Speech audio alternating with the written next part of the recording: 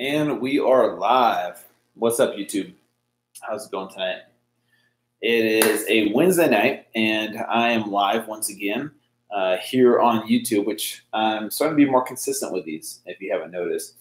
So I am officially back. I know a lot of you probably haven't seen me since my Fit to Fat to Fit days, but I am back doing more consistent, value-based content for you guys, not just about the ketogenic diet, which is what a lot of people know me for now. But we're going to talk about the ketogenic diet, obviously, but it's a lot more to transformation than just eating less and working out. And even if you just do keto, there's more to transformation than just doing keto. It's not a one-size-fits-all program. It's not a magic bullet. But we're going to be talking about the right way versus the wrong way of doing keto. So if you guys are on, if you guys are joining me on this YouTube live, say hello in the comments before we get started. Okay, cool. So feel free to comment, ask questions, say whatever you want. This is a free country. It's a free social media platform. I guess you can say that. You can say whatever you want. So if you guys are on, say hello in the comments before we get started. So obviously tonight we're talking about the right way and wrong way to do keto, and I do believe there's a right way and wrong way to do pretty much any diet. But before we get into that, I just want to make sure everyone's on. I'll let YouTube kind of build an audience, and then we'll get started. So if you guys are on, say hello, say where you're from in the comments. I'll give you a quick little shout out before we get started. I'd love to get to know you guys a little bit better before we get started here on YouTube. So yeah, feel free to comment. So just really quickly, a couple of quick announcements. I will be out in LA next week at Metabolic Health Summit. And if you don't know what that is, look it up. It's metabolichealthsummit.com. I'm one of the amazing speakers that they have lined up for that event. You have people like Dr. Dominic D'Agostino, Rob Wolf, Mark Sisson, a lot of other doctors and scientists talking about keto, but also it's called Metabolic Health Summit for a reason.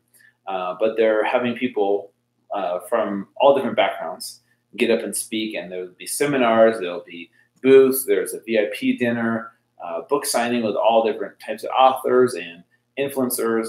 So it's out in LA next weekend, I believe the 31st through the 3rd. I'll be one of the speakers, so I'm super lucky, super honored to be on board. So if you guys are out in the LA area, make sure and come say hi. And you guys, don't be shy. I know I see some people on there. Feel free to comment and ask questions before we go ahead and get started. So it is Wednesday night. I do live here in Salt Lake City, Utah, in case you guys didn't know. And if you guys haven't followed me since Fit to Fat to Fit days, which was back in 2011, 2012 when I started this YouTube channel, a lot of stuff has happened. Let's see if I can catch you guys up. Obviously, after Fit to Fat to Fit happened, the book came out, which is right here, Fit to Fat to Fit, which became a New York Times bestseller. And then the book turned into a TV show where I had 2 seasons of a hit TV show called Fit to Fat to Fit. One season was on A&E, and one season was on Lifetime. So if any of you have seen it, I would love to know if any of you guys have seen that, any of the episodes. Feel free to post about it in the comments, because I feel like it was a really good TV show. Unfortunately, they discontinued it, but we don't know why. Maybe it wasn't making money. Maybe it didn't catch on. Maybe it was too extreme. Who knows? That's the thing with TV shows, is you don't really know what's going on. They just make all the decisions. So unfortunately, I had no control over that because what happens is when you create a TV show and you sell the rights to a network, they own the rights to the TV show, right? So I have no say in who's on the TV show. I have no say in how many seasons there's going to be or how we can change it up to make it better. It's totally out of my control. But I feel very fortunate to have 2 seasons of a TV show. It was amazing. Met some really cool people.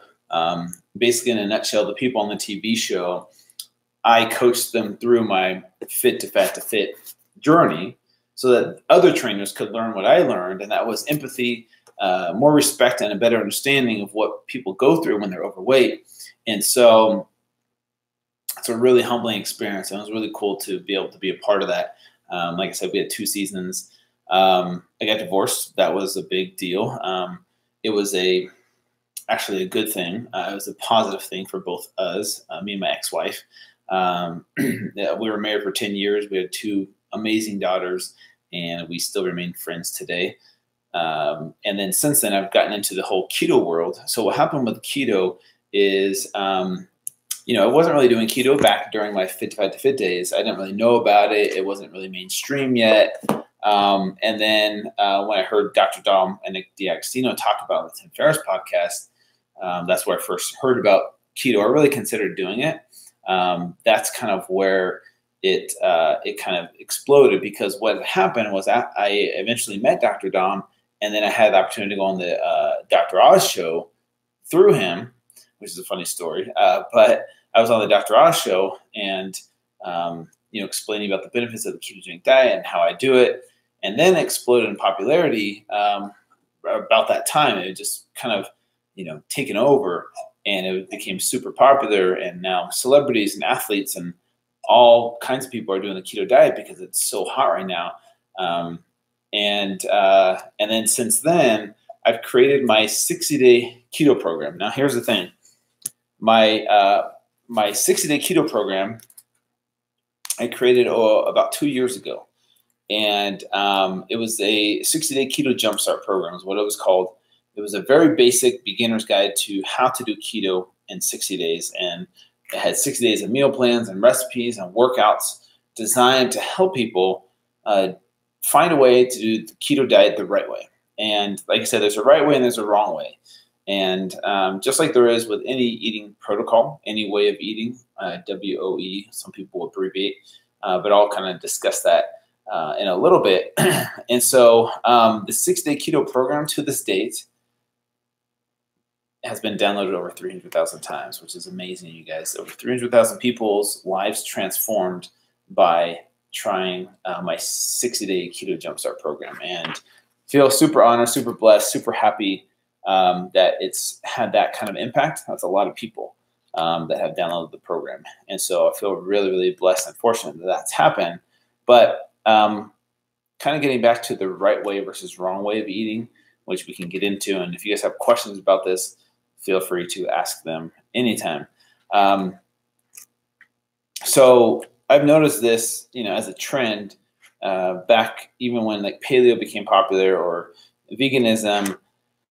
I remember I had some friends that were vegans, but I wouldn't really say they looked healthy, even though healthy looks different on every cupcakes and treats that were technically vegan, but they're full of sugar. And so in my opinion, you could stay vegan eating vegan cinnamon rolls and vegan donuts and things like, pasta, and overconsume those things and become really unhealthy. And that goes for anything, right? Now, go fast forward to like gluten-free.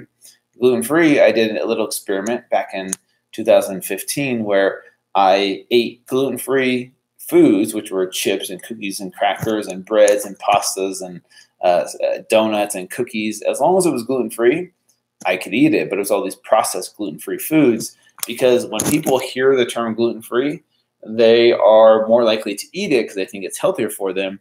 And so I gained 20 pounds in 2 months, I think, eating gluten-free foods. And then I lost it again eating gluten-free the right way. And that was just a little experiment I did. But since then, I've realized that any kind of diet that becomes popular, there's going to be this trend to make more convenient foods that fit into that category that people can overconsume because they still have the same behavior behind that way of eating. So, for example, a cookie, can be looked at as kind of like a reward, or like I need something sweet because I'm craving it. And I get that. I get that we every once in a while, we need like a treat like that, which is totally fine. But the problem is that then we kind of overconsume those foods, right? We overconsume too much of those treats because we're a society of convenience. We like convenient things. And so, so people tend to overconsume those foods, even though they know that they shouldn't be eating that much of them, but they think, hey, you know what, this is better than a real cookie with white flour and white sugar. Therefore, I can have 3 of these instead of just one if it was white flour, white sugar. And so, I see that with paleo, right? Paleo muffins and breads, and the same thing with keto, right? I'm a big fan of the ketogenic diet, but I see the same thing with keto now that there's keto convenience foods and bars and cookies and treats like that. And so, unfortunately, there's you could eat those foods and stay keto, but that doesn't mean you're going to see the results that you want. And the same thing goes for unhealthier, keto foods, right? People call it dirty keto, where people will eat things like hot dogs and mayonnaise and, highly processed cheeses, like lower quality dairy. They'll go to like fast food and just take the bun off of like McDonald's and Wendy's burgers, which aren't the healthiest, right? And technically they're keto because they're cutting out the carbohydrates, but that doesn't mean that it's the optimal way to do it, right? There's an optimal way to do any diet. And just because you are drinking Diet Coke, for example, which could be keto, and maybe drinking vegetable oil, and not that anyone would do that, doesn't mean that you're going to become healthier, even though you might lose weight eating those types of foods. So that's why I'm saying there's a right way and wrong way to do it. And I think that's why my 60-day keto jumpstart program has been so popular. It's been downloaded over 300,000 times because it really walks people through step by step what to eat every single day. The recipes are easy to make. They taste delicious. And that's the other thing about the ketogenic diet, you guys, is the food actually tastes good, right? If you go on a raw diet, the food doesn't always taste good. Eating, raw broccoli, it probably isn't pleasant to chew on, I'm assuming, for most people. And, boiled chicken breast with no seasoning, which I've done before in the past, just being stupid, just thinking that was, going to get me gains like that I wanted. It tastes like you're on a diet. On the keto diet, you're adding in things like steak and butter and eggs and high-fat cheeses and heavy creams and tons of salt. And so the food's going to taste amazing. It really will. But, that's what I think what people love about it is it doesn't feel like they're on a diet, right? So at least you have that with keto, is that the food actually tastes good and doesn't feel like you're starving. That's the other thing, is you don't feel hangry all the time. And I think that's what people love about the ketogenic diet, and that's why they stay on it for longer, is because the mental clarity is better. Their digestion is better. For some people, their acne clears up, their hormones are balanced, and they just feel better on it. And so even though people are telling them, hey, keto can be bad for you, it's not, which is not true. The fact that you feel better, like, how can you argue with that? You feel better, you look better, your energy levels are through the roof, your mental clarity is through the roof, your digestion is better, right? All your health markers are better. Then who cares what other people think about it? If you're feeling better on, and that's how I feel. If someone goes like on a plant-based diet and it changes their life for the better, who am I to argue with them and say, hey, you're not allowed to do that because I know more than you, and it's bad for you to eat that way. That's why I think it's really, really important to admit to ourselves that different things work for different people, and it's okay that different things work for different people. It's not a one-size-fits-all approach. We're all so different. We all process foods differently and respond to different foods differently. So it's easy to say, from an outside perspective, oh, this is the most optimal diet for all humans. I don't know if there is a one perfect diet, even though I'm a big fan of the ketogenic diet. Let's see. I don't know if this chat is working. I've never had no comments on here. So sometimes Facebook will do this where I can't see anybody commenting on the Facebook Live at all. And so I'm wondering if that's the same issue with YouTube here. If some of you guys are on, please say something, like just do a test comment. Like here, I'll see if my comment pulls up the test. Okay, I see my comment, but if someone's watching, can you put a comment in there because I wonder if there's a little glitch with YouTube that happens to Facebook sometimes as well, where people, like, for whatever reason, the chat, live chat isn't working. And like I said, I've had that happen before on Facebook. Sorry, I just switched screens there to see if something else was going to work. But I'm not sure if YouTube has that issue. Or maybe just no one wants to type tonight. Maybe you guys are just at home. Oh, Spec. Pete. Hey, it's Pete from Aylmer, Ontario. Cheers. Cheers. Thank you, Pete. Or Spec. I don't know what your name is. Maybe it's Pete or Spec. But anyways, I'm glad that the comments are working. That makes me feel good that the comments do work. So if you do guys have questions, please feel free to ask. This is definitely a very casual, open forum. I'm just here to chat with you guys, kick it with you guys. I don't have my daughters this week.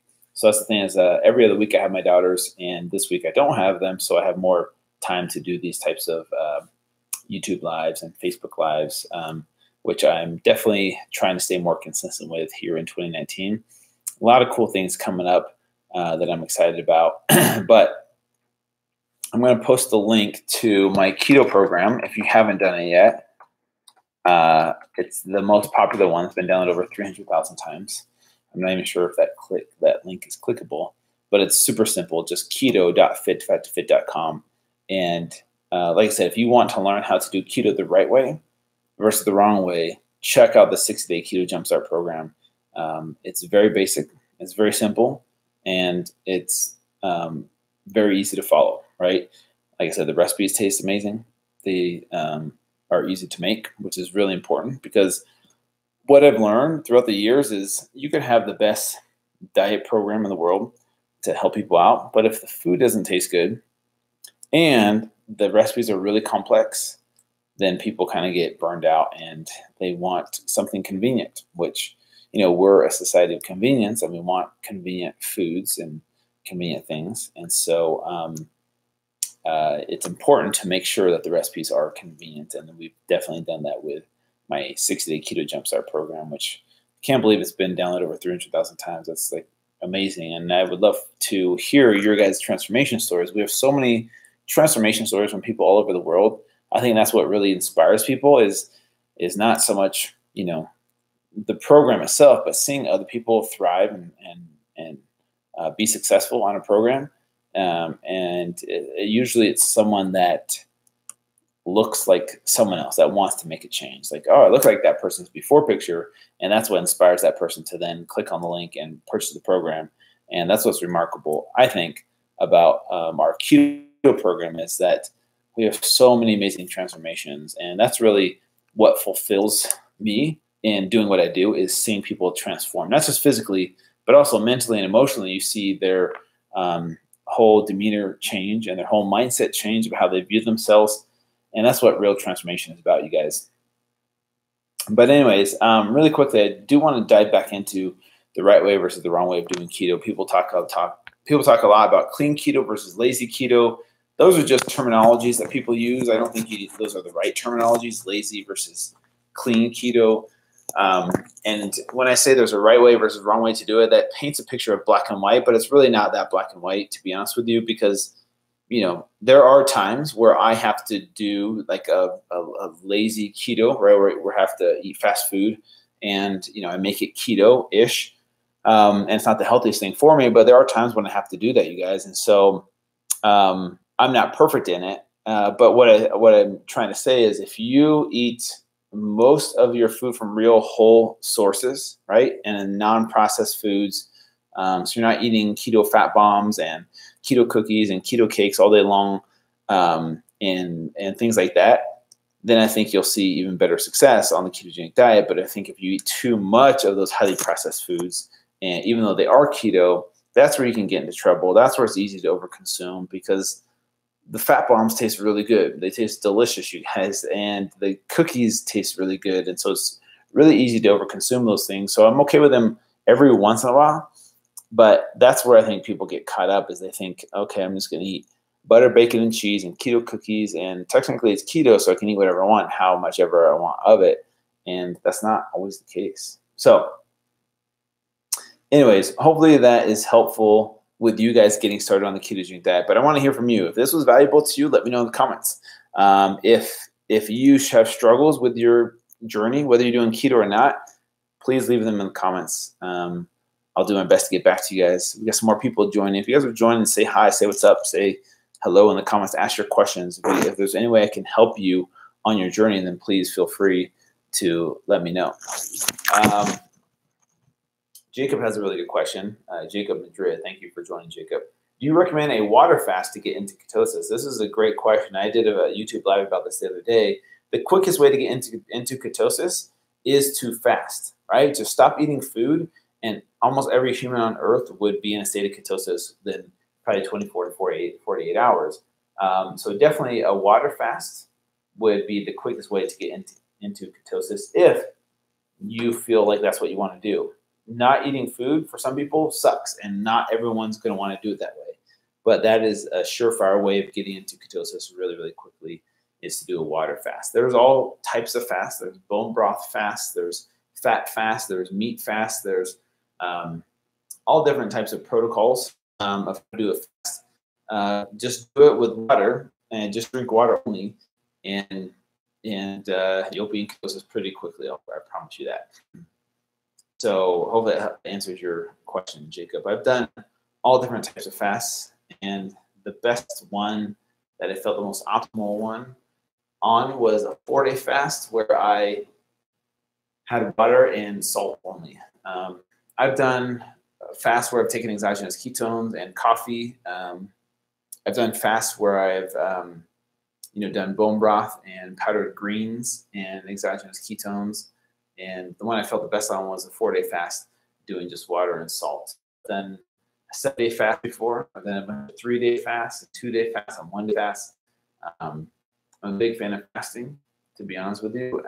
But it's not for everybody. You definitely got to do your research and look into it first before just diving in and just trying to stop eating food. Like some people will be like, all right, I'm going to fast tomorrow, so I'm going to eat a ton of calories. I'm going to eat a ton of food the day before just to feel full, so I have food in my stomach. But then you realize you do something like that, especially if you eat non-keto friendly foods, you'll feel pretty miserable that first day. Usually days 1 and days 2 of a fast are really, really hard for people. It's usually day 3 where they start to feel euphoric and their body adjusts and adapts, and that's when you start to feel really good. But I'm getting off topic here, talking about fasting, which isn't always everyone's bread or butter. Does that make sense? All right, you guys. I'm gonna. Oh, another question from Jacob. Good timing. How did you transition into eating after breaking the fast? Did you just jump straight into a keto style diet? Great question, Jacob. One of the things that I found that helps people is to start out small. Like, let's say you do a fast.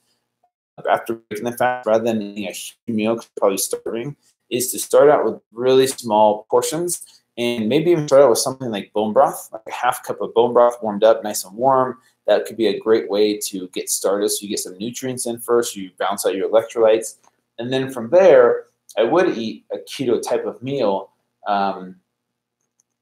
that's easy to digest. So know what your body digests really well. So for me, that would be something like eggs and butter and spinach and maybe some chicken sausage. That's usually the meal that I have first thing, with a little bit of avocado, but not a huge portion. If you try and do a huge portion after a few days of fasting, it can, your body, it'll be hurting for sure. Corey Learson, how do you know how much fat and protein to start off with? Great question, Lori. There's a couple ways to do it. You could look at a keto calculator, and there's a bunch of websites. Just Google keto calculator and enter in some information about yourself. It'll spit out a number. Those aren't always accurate. You're welcome, Jacob, and thanks for jumping on. From there, the calculator will give you, your percentages of how much fat, how much protein, how many carbs, how many calories. Those are kind of just an estimate to go off of. There's no exact amount of exactly how much fat and protein you should have. Usually what I tell people is use that keto calculator to find out what your protein goal is. Like, so let's say based off that calorie calculator, you're an active person that lifts heavy, you can probably get away with more protein than someone that's sedentary. So let's say it gives you, your goal is 120 grams of protein per day. That's kind of a good place to start where, okay, that's my protein goal for the day. Obviously, your carbs needs to be low to get started with keto. So I would recommend 30 grams or less of total carbohydrates to get started. And then from there, just use fat as kind of like a filling in the void of, okay, I have my protein goal, I have my carb, limit, and fat I just kind of use as a filler to kind of, eat enough of it until I'm full. I don't really need to track it necessarily to say I need to get in X amount of grams of fat, otherwise I'm not going to be in ketosis. That's not necessarily true. You'll find that eating a lot of fat and protein will make you feel satiated. So I would say eat the fat until you feel like you're full, and then let the numbers kind of fall where they may. But that's a good way to get started, Corey, is to get a keto calculator, find out what your protein goal is, your carb limit, and then from there just fill fat in with how much ever, depending on how hungry you are. Don't overeat fat. You can still gain weight on keto even if you are eating mostly fat, you guys, just in case you were wondering. I know, I see that all the time. All right, if you guys don't have any other questions, if you do, now's your chance to ask them, because I'm about to jump off. Because speaking of food, I'm going to eat some food because I'm hungry, and I got to let my dog out. So I'll let you guys go. I'll be back on soon, so stay tuned, you guys, on YouTube. I'll be announcing when I'll be doing these. PJ Garcia, thank you for what you do. Looking to lose 25 pounds. What are the most have food ingredients for keto? Great question, PJ. So I'll answer this last one from PJ, since PJ just jumped on. What are the must-have food ingredients for keto? It depends. It depends on what type of meats you like, what type of fats you like. Not everybody likes avocado. I love avocado, so I would say avocado. I would say fattier cuts of meat like chicken thighs and steak and ground beef and ground bison. I kind of stay away from chicken breast and lean meats. I can do fattier cuts of meat. Eggs. Those are the go-to meats that I like. But I like a lot of plant-based foods. I love spinach and broccoli and cauliflower sauteed in some ghee with some real salt from Redmond's Real Salt. I love that stuff. And then from there, as far as supplements goes, I would recommend our keto meal from Complete Wellness. You can check that out. I'll put a link to it, completewellness.com. That can help out in situations where you're in a bind and you're kind of in a hurry and you need something keto friendly. A keto meal replacement we use collagen protein, grass-fed collagen protein, and MCT oil powder and coconut oil powder in our shake. Tastes delicious. And then I would say BHBs possibly for the first 2 weeks of transitioning into ketosis. BHBs have been shown to be really effective with obviously balancing out your electrolytes, but helping to suppress your appetite, give you a brain boost, lots of energy, even though there's no stimulants in it. But supplements aren't necessary. I'm not saying you have to have those, but if you were to invest in some supplements, check out our brand, Complete Wellness. Okay, Spec or Pete.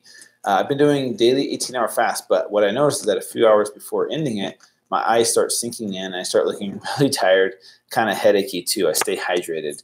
Try adding in salt. And then obviously, there might be some hormonal imbalances. That's where you got to look at your stress management and your sleep levels, your quality of sleep, to see if those things are factoring in. But that's the thing, is your body will kind of, in a way, when you're doing these fasting, these extended fasts of 18 hours or so, your body kind of starts to signal, okay, preserve its energy, and it will cause you to, okay, not want to go and work out, right? Because you haven't eaten food in 18 hours. But I would try adding in salt. Sorry, yeah, someone calling me. I would try adding in salt, real salt from Redmond's Real Salt. I think it's realsalt.com/keto. Check that out. I think that's the link to their salt. I really like their salt for a boost of energy during keto or during your fast, and it won't break your fast.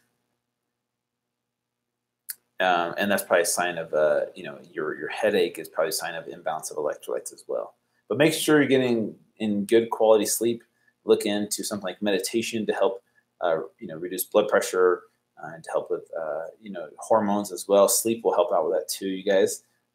So those kinds of things can help, reduce stress in your life and quality of sleep. I can't stress that enough. So hopefully that helps out you guys.